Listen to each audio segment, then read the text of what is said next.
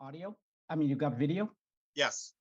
Sorry, folks. Greetings from Montreal, Canada, just across the border from the beautiful United States. And as you'll see in my presentation, in many ways, back in the Civil War, it was the Casablanca of the Civil War, a center of spies and scoundrels. Just picking up on Kate's excellent presentation, in the early mornings of Saturday, April 15th, after Lincoln is assassinated, the police come knocking on Mary Surratt's door, and they're looking for John Wilkes Booth and his good friend, John Surratt. And Mary, quite unabashedly, unprompted, and quite honestly says, well, my son is in Montreal. He was in Montreal because as a Confederate courier, as an agent of the Confederacy, he made many trips to Montreal carrying secret papers. In fact, John had just a few days ago written to his mother. He was taking in the sights, and he talks about Montreal is really a beautiful city, and what pleases me more is there are a great many pretty girls here. And speaking to Kate's point about John being a jerk, he's in Montreal and the area when he finds out about the assassination. He's told to make myself scarce. The detectives come looking for him. I'll show you in a minute where he was hiding out. He moves from place to place in Montreal as the Union detectives desperately are trying to find him. And eventually he will be hidden by the Catholic Church in Quebec over the summer and spirited away to Rome. So the Catholic Church in Quebec, as you'll see, was part of that rat line that supported the Confederates. Now, before I show my slideshow, I think if you asked most of you in the audience, and a lot of you are experts in the Civil War, and if you ask most Americans and most Canadians about Canada's role in the Civil War, if people thought at all about it, they'd think about the Underground Railroad. Kate has written about Harriet Tubman. Canada, of course, was called the North Star. We were the last stop on the Underground Railroad. And because Canada, as part of the British Empire, had abolished slavery in 1834, if you were an escaped slave and stepped foot in Canada, in principle, you were free. Martin Luther King says, deep in our history of struggle for freedom, Canada was the North Star. But hidden in the shadows, that's the myth. It's true, but it's only part of the story. And what I try to show in my book is how, in fact, most of the elites, the political, the religious, the banking, the newspaper elites, not a lot of ordinary Canadians, but most of the elites, in fact, opposed Lincoln and supported and abetted the slave South. It's important to understand that Canada in 1861 was 6 years away from becoming an independent country, was part of the British Empire, and Britain had declared neutrality in the war, which infuriated Lincoln, quite rightly, and Canada too was neutral. Being neutral meant, in effect, that they were recognizing the Confederacy as an equal legitimate government along with Lincoln's government. What that meant is Confederate spies, Confederate soldiers were able to live and breathe and act freely in Canada all along the border with the US, and in fact use Canada as a base for what in effect were terror operations against the North. Let me start my slideshow and I will share the screen. Here we go. Okay.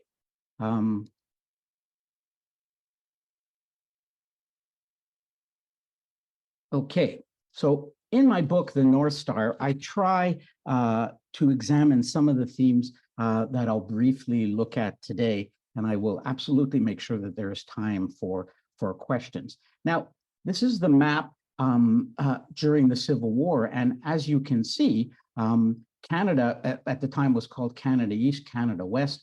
Places like Montreal and Toronto were just across the city, across the river and the border from places like St. Albans, New York, and Washington. Montreal was a few hours drive by train and a few hours more by horse.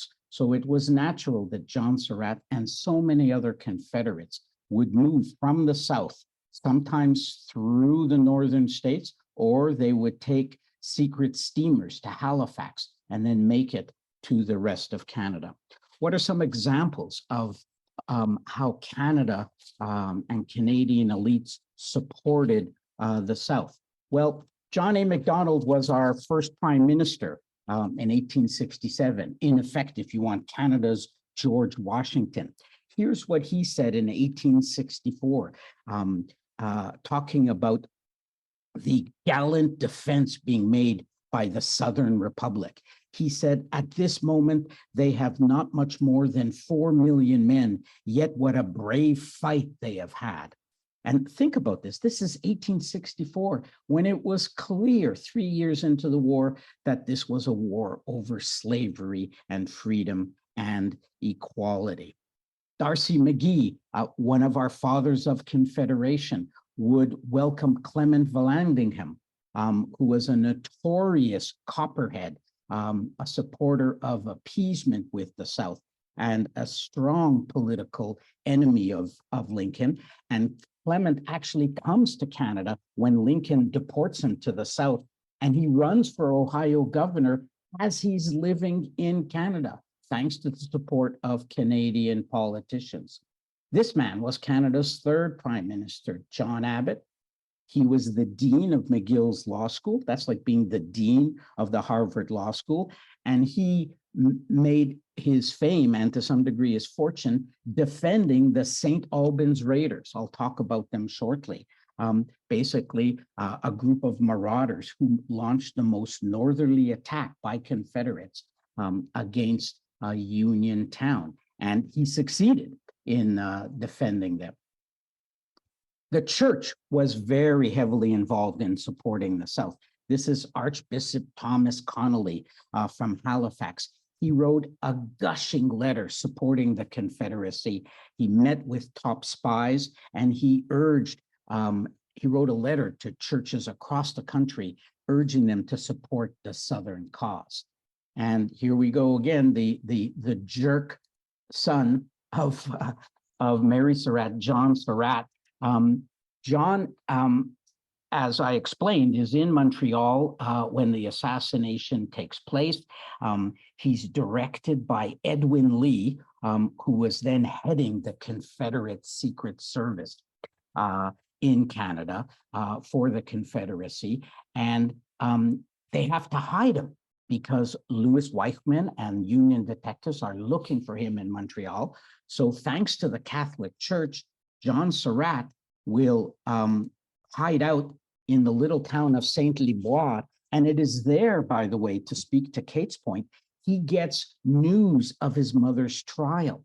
And he maintains completely unbelievably that he heard about the trial, but friends would then either stop sending him newspapers or blacking out the news of his mother's trial and then her pending execution, which of course is not at all believable for somebody as smart and as cunning as John Surratt. So while his mother was on death row and then hanging from the gallows, he was hiding out in this quaint, beautiful little town protected by the church. And thanks to the Catholic Church in Quebec, he would then be sent off to Rome, where he will hide in the papal army and will only be captured a couple of years later.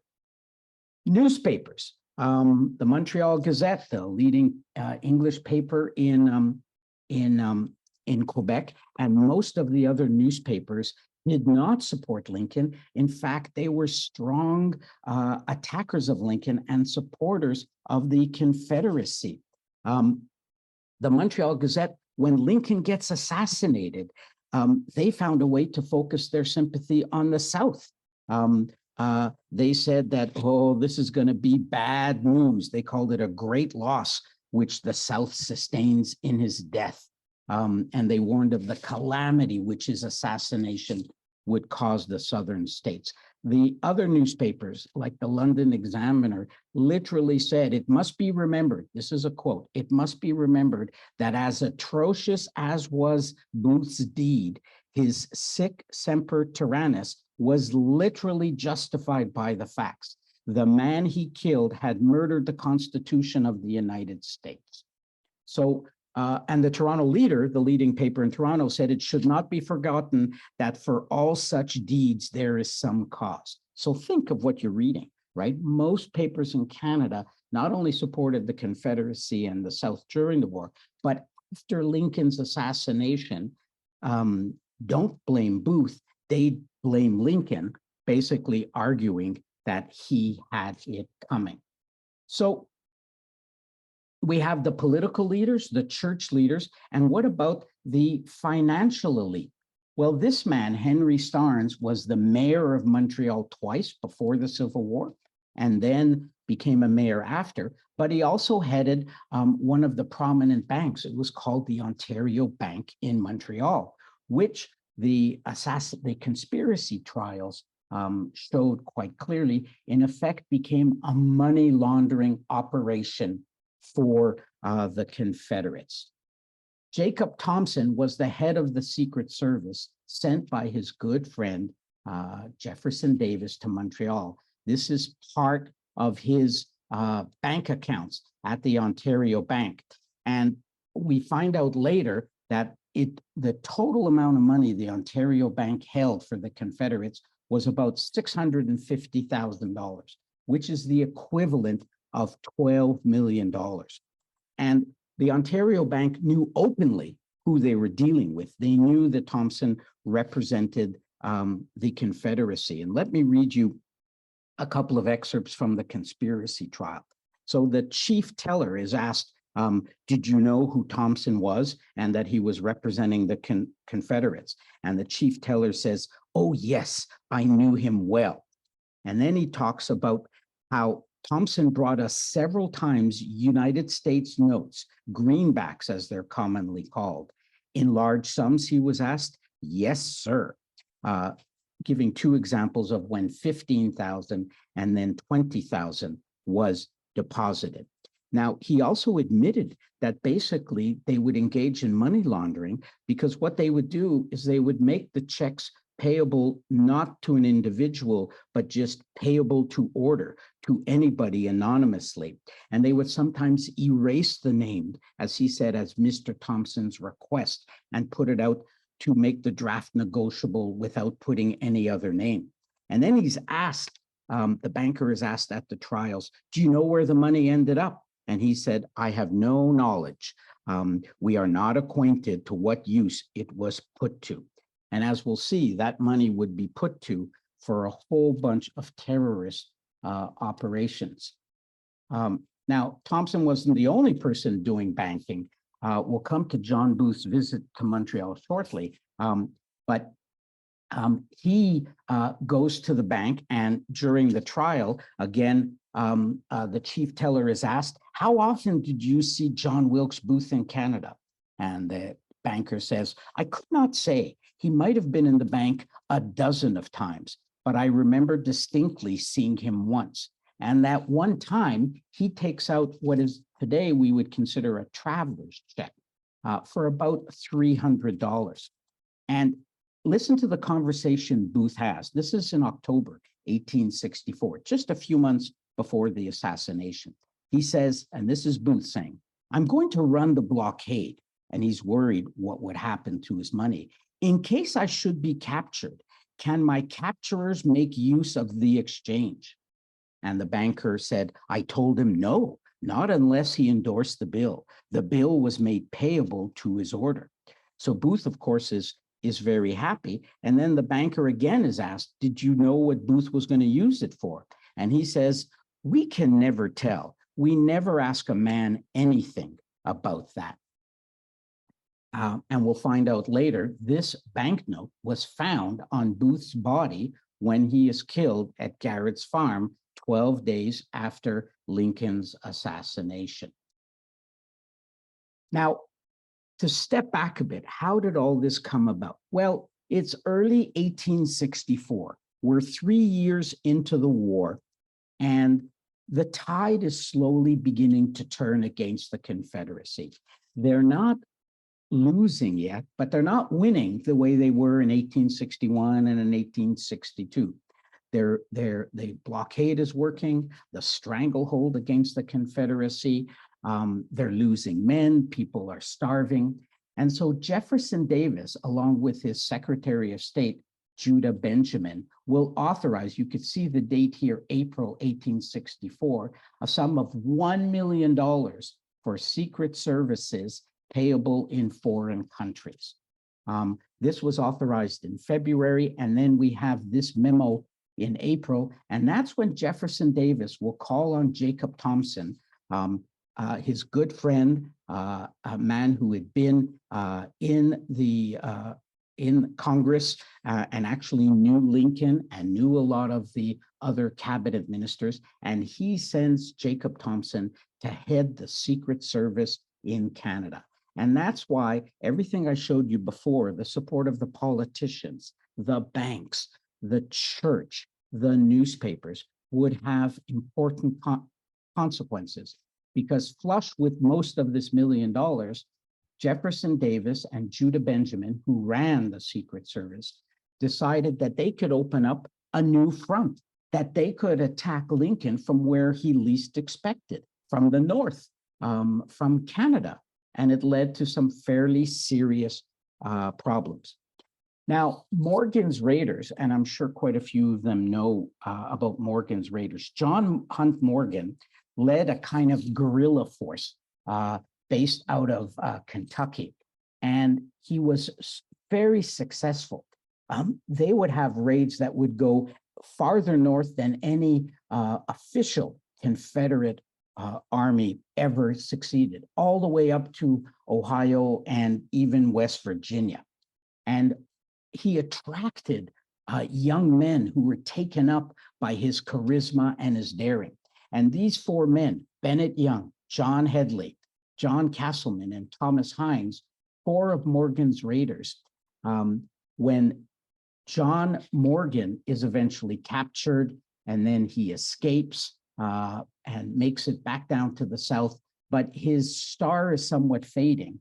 And Judah Benjamin and Jefferson Davis order these four men to head north to carry out what they call enterprises of war. I see there's a small spelling mistake on John's name, and I'm going to focus on the activities of two of these men, Bennett Young and John Headley. So what do Morgan's Raiders? These are experienced guerrilla fighters. Think of them as kind of the Green Berets or the Navy SEALs of the Confederate Army. And now they are hanging out free to roam all through Canada, sitting on a slush fund of $750,000. Well, one of the things, the most famous things they do is a November arson attack in New York in November 1864, led by John Headley. So John Headley sneaks into New York with about a half dozen of his men. They keep delaying the trip. They actually wanted to do it on Election Day, and the Union Army, hearing words about a possible terrorist attack, and let's call it what it was a terrorist attack, move in. So they delay. But around November 25th, Headley and several of his men check in to multiple hotels, in all 19 hotels. And they check into their rooms under false names, of course, and they take what is known as Greek fire, a kind of early Molotov cocktail. And they use this to set fire. They pile clothing and bedding in their hotel rooms, throw the bottles, it explodes, flames start, and they step out of the hotel room. And as John Headley is walking down New York, the sirens are clanging. New York is in a panic. This was, of course, major front page news for days. And ironically, John Wilkes Booth is performing on Broadway with his two brothers. It'll be the first and only time the three brothers are on stage together. And one of the brothers has to interrupt the performance. They're there, by the way, for a charity benefit performance for a statue for Shakespeare, which still exists to this day in Central Park, if you want to go see it. And one of the Booth brothers has to tell the audience, don't worry about the smoke, folks, it will be okay. Now, what happened is the Confederates made a bad mistake because they threw the explosive devices in the rooms, but they shut the door and the windows, and of course, depriving the fire of the oxygen it needed. So even though millions of damage was done into the hotels and terror was spread, nobody thankfully was killed. But the New York saw this, it was clearly identified as a terror attack, and they also knew it had emanated from Canada. Now, perhaps one of the more nefarious plots was the yellow fever plot. This man, Dr. Luke Blackburn, was a huge hero. He was one of the most respected doctors dealing with yellow fever. And yellow fever was endemic in the South. And in fact, Union soldiers were scared of getting it. And there was even kids' songs about Union soldiers catching yellow fever. It was called the Black Vomit. And first you had dizziness and vomiting, and eventually you would die. There was no known cure. So Luke Blackburn is known for working in various cities around the States. And then he goes to Bermuda in 1864, volunteering to fight the yellow fever outbreak there. But the nurses are noticing some strange behavior.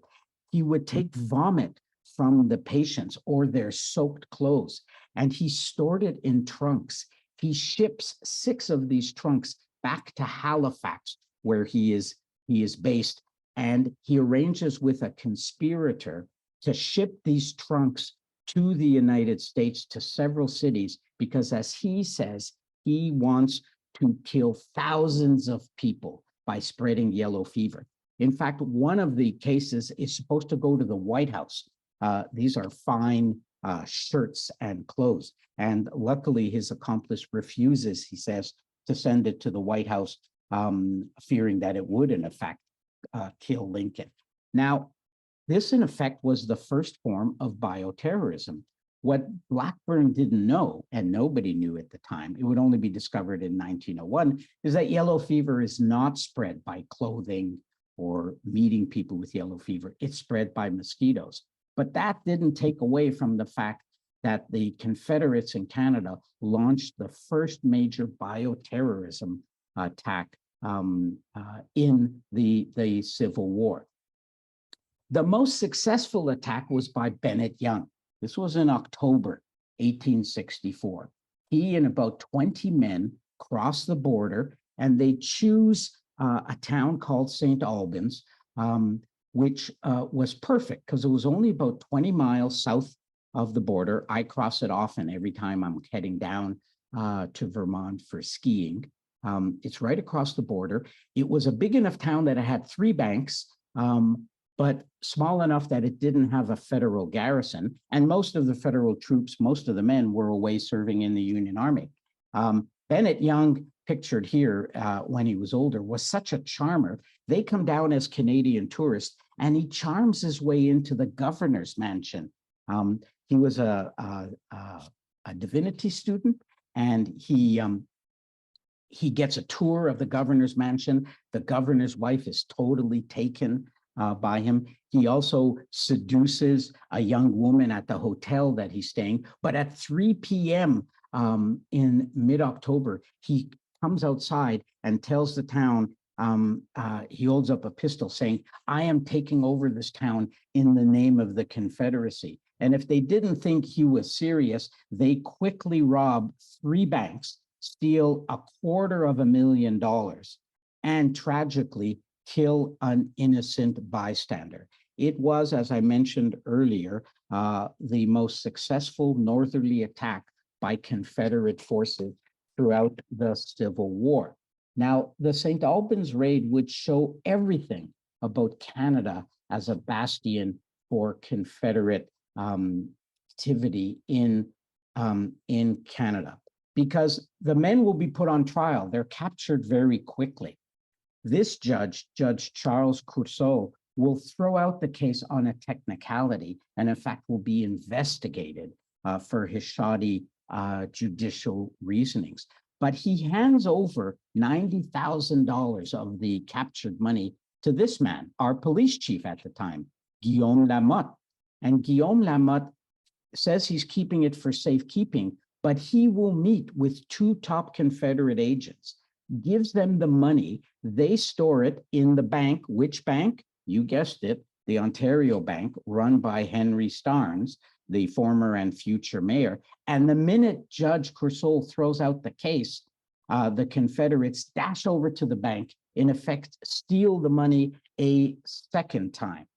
And the outrage in the US when this happens will lead to newspapers calling for an invasion of Canada.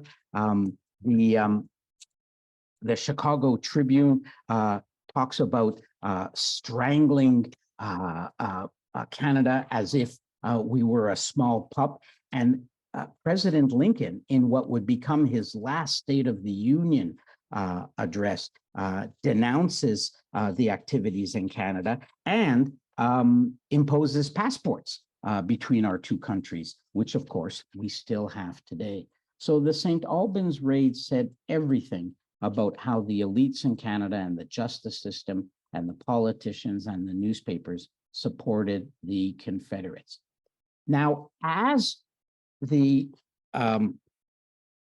St. Albans raid is taking place October 19th, 1864, a very famous actor shows up in Montreal. This is his signature, John Wilkes Booth, giving his home as Baltimore, where he had just come, and he's going to stay at a famous hotel. Now, he had come from Baltimore, by the way, where he met with two of his co-conspirators, and at the time, Booth is planning the kidnapping of the president. It will eventually lead to a murder plot, but initially he was planning a kidnapping plot. And he comes to Montreal, he says, to help ship his theatrical costumes through the blockade, but he will stay for 10 days, and it doesn't take 2 weeks to ship your clothing. What we know Booth did at the time is he stays at the St. Lawrence Hall. This is the St. Lawrence Hall. It's right on the corner, and I can go by this building today, and it hasn't changed much. It's right in what is now called Old Montreal. It was one of the most luxurious hotels, and it was packed with Confederates. There were so many spies there. The owner, who was very favorable to the Confederates, put a peephole in his office so he could see the activities. He was a big fan of Booth. He called Booth a most genial fellow. And he says that Booth was devouring the newspapers, reading about the St. Albans raid and throwing money to the newspaper boys. Booth is also playing cards with well-known Confederate agents, a man named George Sanders, who was one of the lead agents, and who else? Dr. Luke Blackburn, who made St. Lawrence Hall his second home. Now, if Montreal was a Casablanca of the North, this was Rick's Cafe. This was Dooley's Bar. And the owner of the hotel, Henry Hogan, would talk about how Booth loved to play billiards at Dooley's Bar. And one night, he's getting increasingly drunk. Booth is playing billiards with the billiard champion of Quebec, a man named Joseph Dion. And Dion, of course, will later recount the conversation. And as they're playing billiards, the election, Lincoln is up for re-election in just a few weeks. And Booth says openly in Dooley's Bar, and I'm quoting directly, "It made damn little difference, head or tail. Abe's contract was nearly up. Whether re-elected or not, he would get his goose cooked." So think about this. This is October 1864. Booth is thinking of kidnapping, but of course, he is saying it is clear it doesn't matter if Abe wins the election because his goose is cooked. We know that Booth got the names of two key people, including Dr. Mudd, to help him in his escape route through Virginia and Maryland. We don't know if he talked openly about assassination plots, But George Sanders, who was one of the leaders of the Confederates in Montreal at the time, later told, not later, at that very same time, told a London newspaper, he said, "In fact, sir, we shall do such deeds within the next 3 months as shall make European civilization shudder." And of course, he was right, because it would lead to the assassination of President Lincoln. By the way, when Lincoln was assassinated, the White House issued a proclamation in May listing a bunch of co-conspirators along with Booth. They were trying to make a political point against the Confederacy. They named Jefferson Davis. But aside from Jefferson Davis, the other 5 people they named were all Confederate agents living in Montreal and Toronto. 5 of the 6 people named by the White House were hiding out in Canada. Now, the war is over. Jefferson Davis will be defeated. He's eventually captured just shortly after the war. He's kept in prison for 2 years, as most of you know, and he gets out on bail. This is 1867. Where does the leader of the Confederate States go when he gets out on bail? Doesn't go to Memphis, doesn't go to Mississippi, doesn't go to Mobile, Alabama. He goes to Montreal directly that night, gets on a train. Obviously, they have to go through New York, and he goes to Montreal. Why? Well, Montreal is a Confederate haven. His wife, Verena Davis, is already there with his children. He has huge support among the Confederates. He is first, they were thinking of putting him up where else? In the St. Lawrence Hall. But one of Montreal's leading publishers, a man named John Lovell, very rich man who would publish a lot of Confederate propaganda, keeps him in his house. And then eventually the Davis family will find another home. At one point, Davis will go to a very popular theater in Montreal, the Théâtre Royal, and he comes in a little late. And as he comes in, there's a hush. The play stops. The crowd stands up and gives him 3 cheers and applauds him, according to newspaper reports, perhaps for as long as half an hour. And the band breaks out into Dixie. And someone in the audience shouted, "We shall live to see the South a nation yet." So think about this, right? You think Davis would have gotten that reception in New York or Boston? But in Montreal, just across the border, he is treated as a hero. He stops at the famous William Notman studio to get this portrait taken, as many other Confederates did. Robert E. Lee, you know, the foremost Confederate general, later recounted Davis was quite sick after his 2 years in prison. And Lee later wrote that Davis felt instantly better upon arriving in Canada and told me earnestly that he believed it saved his life. And in a famous speech that Davis makes to Canada, he travels for a kind of victory tour through Quebec and Ontario. And he makes a speech where he says the following words: "May peace and prosperity be forever the blessing of Canada, for she has been the asylum for many of my friends, as she is now an asylum to myself." So there you have it, the words of the Confederate leader saying quite accurately how Canada was a North Star for escaped slaves, yes, and ordinary people were opponents of the South, but it was also a North Star for Jefferson Davis, his Confederate soldiers, and a lot of the terror attacks that they tried to launch against the South. Now, before I wrap up, I want to tell you about some of the heroes on the other side, the ordinary Canadians, not the bankers and the political leaders. This man, Edward Doherty, this is the cover of this month's issue of Canada's History. Edward Doherty is born in Quebec, goes to school in Montreal, like many Canadians, lands up working in New York City, and meets a bunch of friends in the first few weeks of the war, and decides openly to sign up with the Union Army, will rise quickly through the ranks, although he has his usual problems.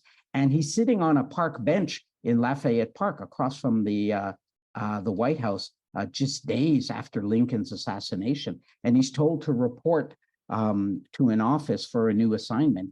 And he discovers that that new assignment is to lead the military regiment that will hunt down Lincoln's killer, John Wilkes Booth. He's handed some photographs. I devote several chapters, obviously, in the book. There's a lot of controversy and dispute between Edward Doherty and two of the detectives who were assigned to accompany the military about who did what and who contributed how much to the capture and killing of John Wilkes Booth and David Harold. But however you divide it up, you have a Canadian leading the military regiment that found John Wilkes Booth and amazingly found a Canadian banknote from Montreal in his clothing. So a Montrealer lands up being there when Booth is captured and killed.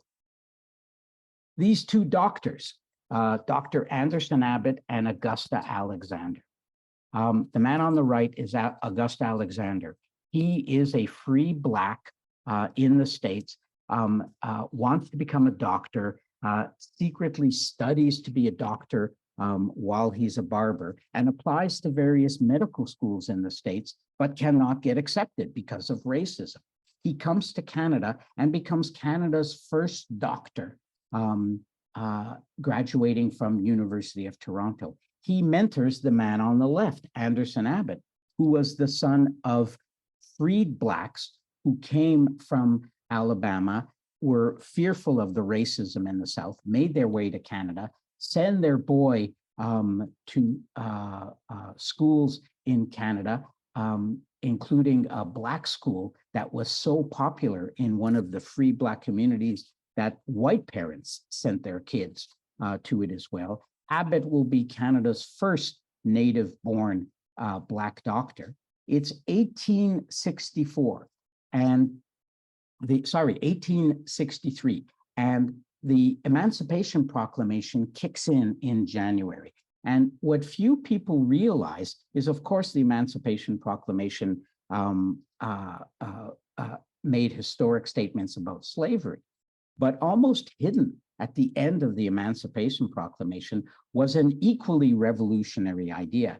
It said that henceforth the Union Army would accept Blacks, of course, Black men only at the time, into the Union Army. You were giving arms to Black Americans. These two men instantly write to Lincoln and his government saying, well, we're here, we're ready to serve.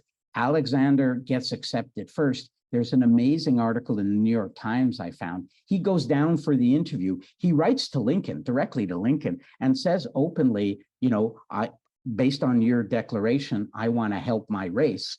So they know he's Black. He shows up for the interview, and it was common knowledge before the applicant goes in for the interview, he had to show his certificate and papers. And so Alexander hands in his papers, and the white military board members assume he's the manservant.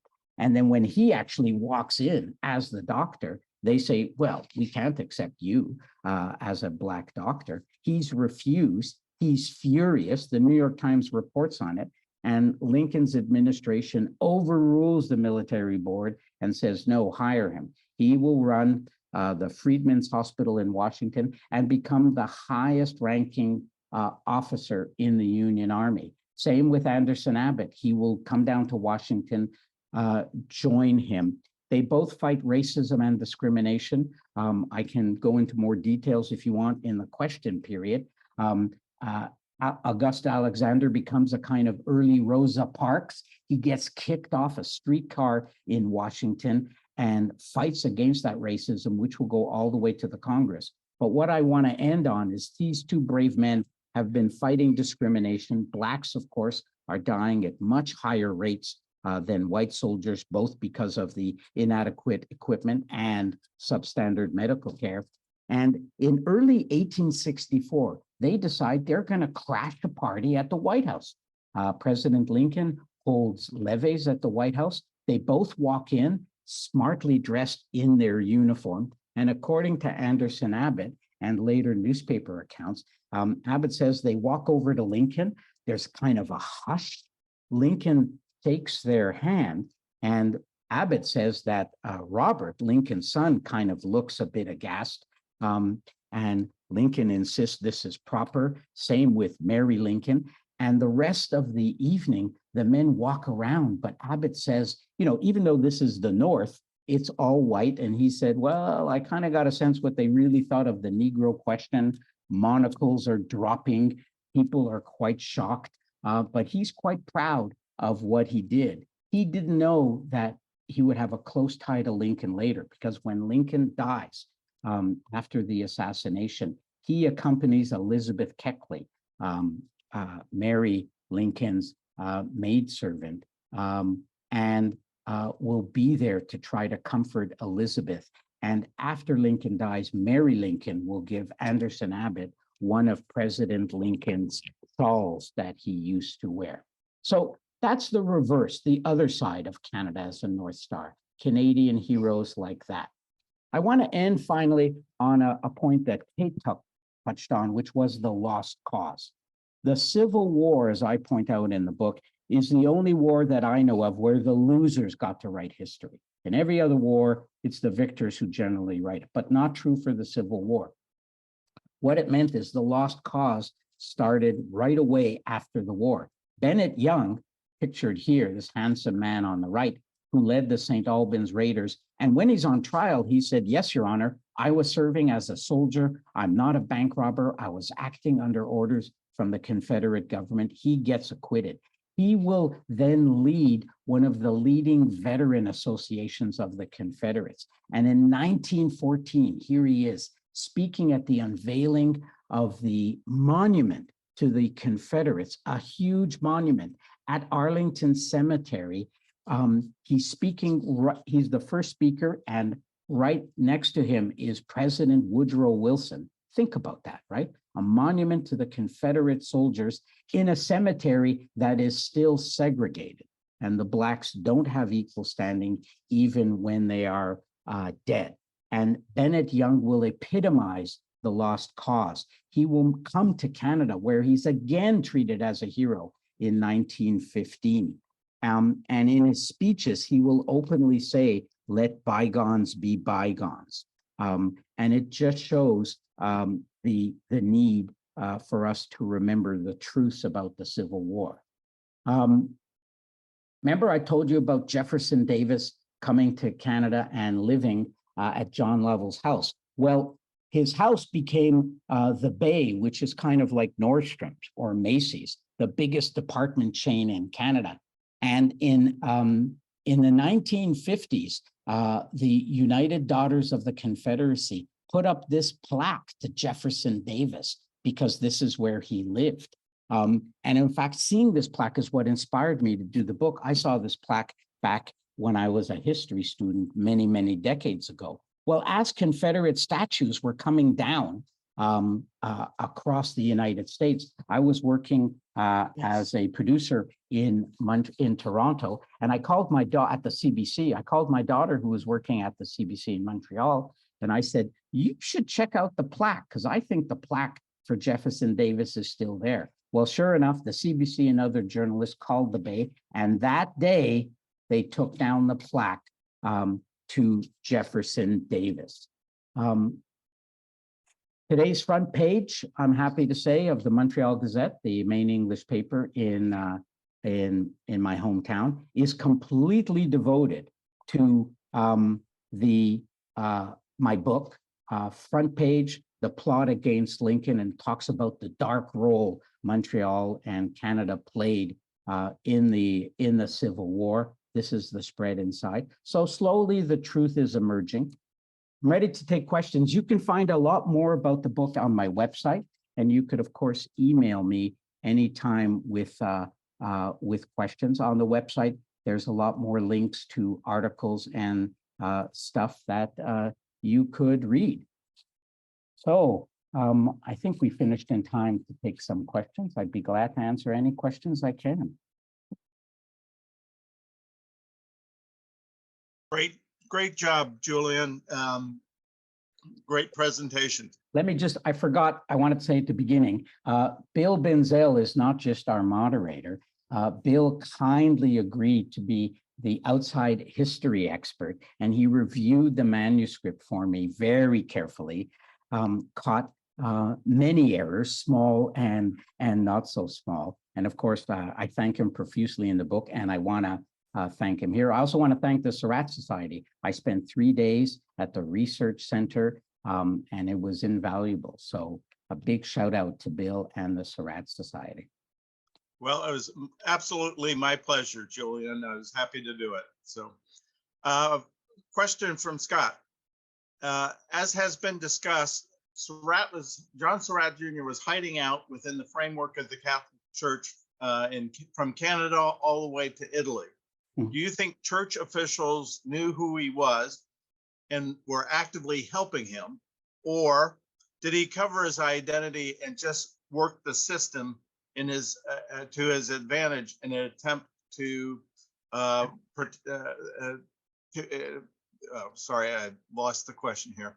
That's okay, I can answer. Okay. Absolutely, they knew who he was. So he's hiding out at the St. Lawrence Hall, and of course, Weichmann is arriving in Montreal with a bunch of detectives. He then moves to a banker who's an agent for the Confederates. Then he moves to a tailor who has actually designed a Canadian-looking jacket. And the Confederate spy masters realize Montreal is too dangerous. So they approach the Catholic Church and they say, could you hide out this man? And they initially say, you know, he's a veteran soldier and he needs to be hidden. But when he goes to Saint-Liboire, the priest who hides him openly testifies at Surratt trial that I very quickly knew who John Surratt was. And Surratt would talk politics about it with him. He's discovered in the house. He keeps him private and hidden from the villagers. So they have to move him. That he then goes to another small town. Then he comes back to Montreal. And now top church officials who know who he is move him from house to house. And at one point, he's sitting at one of the prominent church leaders' house. And then the Catholic leaders in Quebec write a letter to the Vatican endorsing his application for the papal zouave. So 100% they knew who they were hiding. Fergus Bordich asked, how did Catholics prelates explain and justify their support for the Confederacy? Did they take any account of the fact that the Confederacy was fighting to preserve slavery? Well, it's a complicated question. Quebec was it was French Catholic, extremely traditional, and the church was not alone. The French Catholic newspapers at the time, they were very conservative. They saw Lincoln as way too radical, this talk of democracy. They liked the Southern aristocracy. So they were open in their political support for the South.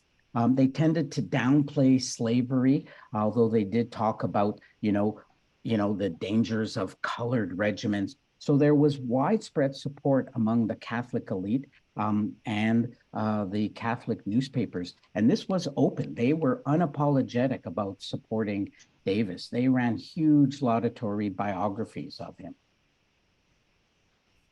Fergus has a follow-up question. That is, did the Ontario Bank accept Confederates deposits in Confederate currency, or did they require it to be in U.S. or British currency?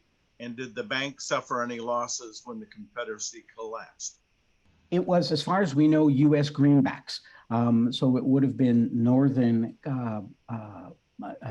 U.S. currency, or often, as Fergus mentions, British currency. No, as far as we know, they did not suffer any losses. Now, what we know is, aside from the 650,000 that moved through the bank, Jacob Thompson, Davis's friend, they spend a lot of that money, and then right after Lincoln's assassination, he pretty much cleans out the bank account. He will flee to Europe, and there was continued controversy about how much money did he take. He always denied taking any money, although he said, I need some of it Long. for my escape. All right, so I told you I'll pick you up at 4:30, okay? Joseph, if you would, put yourself on mute. Hang on. I'm sorry. So sorry. Emily says, excellent research and presentation. Thank you. I wonder if Dr. Blackburn's yellow fever plot with contaminated clothing in 1864 was influenced by the U.S. government giving blankets containing smallpox to the indigenous Kahula tribe and its chief Juan Antonio in the winter of 1862-63 in Southern California. Well, it's interesting. It's interesting you raise that. So Blackburn will carry out this plot secretly, although there's good evidence, some of it revealed, I believe, by the great historian Edward Steers, that letters were sent to Davis warning him about this plot. We know that the top leaders in Canada financed it and knew about it, but no one knows about it, of course, into the fall of 1864. In 1865, the accomplice who was working with Blackburn walks into the US consulate and says, I'm fed up with working with the Confederates. I can tell you a lot, including the yellow fever plot. He does that days before the assassination. Once Lincoln is assassinated, every kind of information like that becomes gold. So his testimony becomes important. They put Blackburn on trial. And just as the questioner raised, the Confederate papers in Canada literally said, well, Blackburn didn't do anything different than what the American government did, smallpox to the indigenous people. So it was used as a justification for what he did. And again, keep in mind that people at the time didn't know that he was scientifically wrong. He was denounced as a hideous devil. There's evidence not only from his accomplice, but from other top Confederate agents. He's again kind of acquitted, or there's a stay because it's after the Civil War, and there's a technicality because the crime didn't take place in Canada. And believe it or not, after the Civil War, he writes to Stanton and the US government saying, I'm an expert in yellow fever. I can come down and help you with some of the plagues. The government defers, but he goes down to Kentucky and will run as governor, will get elected as governor, serve for 4 years. And as he's running for governor, to invoke a kind of modern term, the Northern papers are saying, wait a minute, this guy is the yellow fever plot, and Blackburn will dismiss it as fake news. He'll say, well, that's not really true. And his supporters will say, how do we know he was even in Canada? He will get elected and was seen as a hero in Kentucky. From Dave Taylor, could you tease one of your other favorite stories from the North Star that you didn't talk about here? Your book has quite a fascinating cast of characters. Oh my God. Thanks, Dave. Dave got an advanced copy and was also very helpful. Well, there's so many characters. I touched on some of them. One of my favorite is definitely, the book starts with a young nurse describing she's a young nurse in Union uniform at the first Battle of Bull Run. And you hear the description and the violence, but then you discover she's a woman. Emma Edmonds was a woman from New Brunswick, a farm girl. She disguises herself as a man to sell Bibles. She lands up in Flint, Michigan. And the minute the war starts, she decides she walks into a recruiting office. It was a lot different back then than now. Basically, if you had a pulse, they signed you up for Lincoln's army. There was loose clothing. She successfully disguises herself as for 2 years. I won't give away why she has to desert and all the problems. But what's great about her story is she writes a best-selling book about her role as a nurse. There's a lot of problems with her book and inaccuracies, but it's a huge bestseller. But then fast forward to the 1890s, She now wants to fight for her pension and for recognition. So she comes out. She contacts her fellow soldiers who had no idea she was a woman. They rally behind her. Some of them have become prominent politicians. Her case will go all the way to Congress. And there's a special bill passed that identifies her as Franklin Thompson, the man, and she will get a pension, and she will also become a member of the Grand Army of Republic. So I love her story. Eva Lennox, who joins us from Germany. We also had a participant from Australia today, so it's truly international. Eva asks, what did the border and border control look like in those days when going by train, for example? How did Black, and she follows up with a second question, how did the Black and former slaves and Confederates get along with each other in Canada? So to the first question, the border was quite porous. It was very easy, and until Lincoln imposed passports, you needed sometimes a piece of identification, but certainly for the rich or well-traveled who would cross by train or by horseback, it was very easy to cross the border, which is why the Confederates were able to stage those attacks on New York and attacks on St. Albans. Blacks, of course, who were escaping, had to cross surreptitiously, usually from Detroit over to Windsor or across Lake Erie. Canada had a strong population of Indigenous Black Canadians, Blacks who were born here, and border towns like Chatham and Windsor, right near the border, had a large number of escaped Black slaves. And I don't think they had much contact with Confederates. What they did is they had contact with the wider white society, and you saw the same divisions. Many people supported them, but the newspapers would attack them as kind of fifth columnists, and politicians would launch racist attacks against them, and they had to fight for their basic civil rights. Abbott, the doctor, when he comes back after the Civil War, becomes a leader of the civil rights movement, much as happened in the Reconstruction period. So Canada really, even though we had abolished slavery, was no less racist than the United States towards its own Black citizens. Robert Wong asked, did the Vatican / Catholic Church ever apologize for hiding John Surratt? As far as I know, no.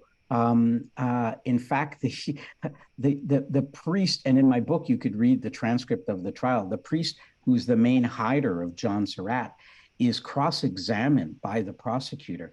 And he keeps saying, well, I wasn't really hiding him. And the prosecutor says, did you tell anybody? And he said, well, what do you mean tell?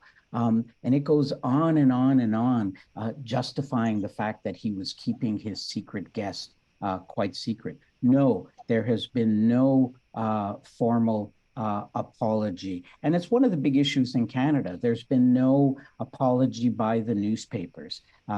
There's been no apology by the political parties of the role we played during the Civil War. And in part, that's what I wanted to do with the book, is make Canada squirm a bit so we can understand the role that we played and learn from the heroes like Doherty and Abbott and Alexander and Emma Edmonds.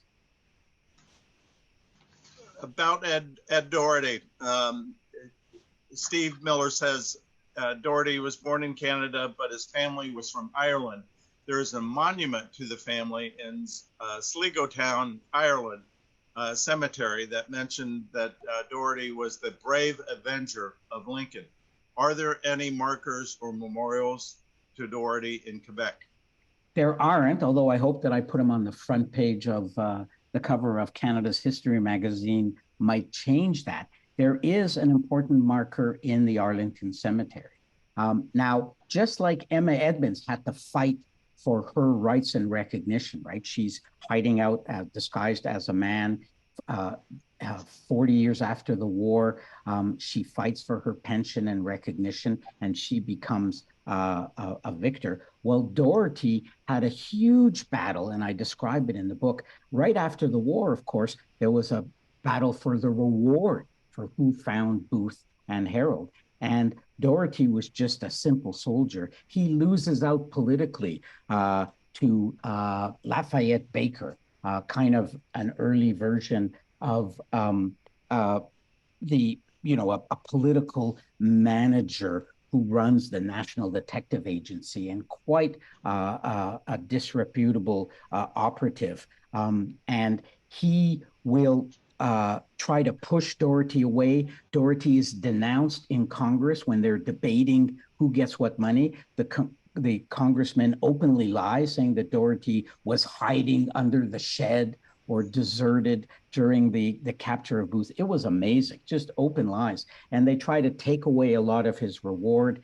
He manages to get back some of it, but again, only in the 1890s, when one of the other detectives launches the debate again. Does Doherty come forward? The New York Times and other newspapers track down the documents to give him his just reward in terms of posterity. And he's happy because when he dies, he wouldn't know that, of course, but his tombstone clearly identifies him as the man who led the regiment that captured John Wilkes Booth. Robert Wong asked, is there any evidence that England had Confederate money since they were potentially future supporters of the Confederacy? Well, I don't know what currency they had, but that England was profiting from the war is undeniable. 80% of England's cotton came from the South. The British shipyards were making a fortune refitting and helping the Confederate Navy. Confederate stocks were traded on the London Stock Exchange. So yes, on the one hand, while England and many politicians, as we know, were pioneers in fighting for the abolition of slavery, much like in Canada, the business elites and many other leaders in England openly supported the South, much to the frustration of Lincoln. And that's why Confederates like Judah Benjamin will flee to London and stay there after the war. I think that's a good place to wrap up here. Hang on, somebody just popped up a question here.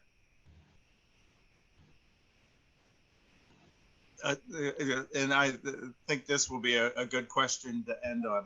Paul Hunter says, I love the story about the plaque. When did you realize you were going into a deep dive and had enough material for the book? Well, great question. Thanks, Paul. I was a history student back in the 1970s at McGill University, and I'd walk down from campus, and that's when I saw the plaque. And I remember kind of saying, why is there a plaque for Jefferson Davis in my city? And why is it still here, in what was then the 20th century?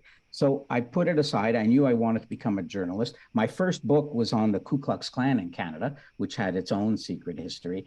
And it took me many years after writing many books on the Hells Angels and working for Canada's investigative TV show that I finally said, I have to go back and look at Canada's role in the Civil War. I spent about a year or two doing the research and the writing. Frankly, I had to discard, I think we discarded something like 40,000 pages, which is about 40,000 words, which is about 100 pages, because we just had to try to find the best stories. And once I realized that, I wanted this book to read like a political thriller. And that's what I hope I've accomplished. You read it, you hear Lincoln and Booth and the Canadians talking, using the first person, saying I. And we have the advantage. We know what was coming, but the players didn't know the war would only last 4 years. And of course, they didn't know that Lincoln would be assassinated. So I think the value of a journalist like me using my storytelling skills to try to tell a political thriller, a military thriller, is a way to make history. All of you in the audience and the Surratt Society, you love history, but we have to bring history to a wider population. We have to make history exciting and thrilling, and at the same time, learn the lessons from the Civil War. Let me end as Bill said. There was Lincoln said the history is important, but it must be the truth. And 150 years later, a young senator who was running for president relatively unknown man at the time named Barack Obama, quoted the famous Southern writer William Faulkner, who said, "The past is not dead, the past is not even the past." And I think we have to take Lincoln and Obama's words, and that's what the Surratt Society is devoted to, and learn from the past and make it relevant for today.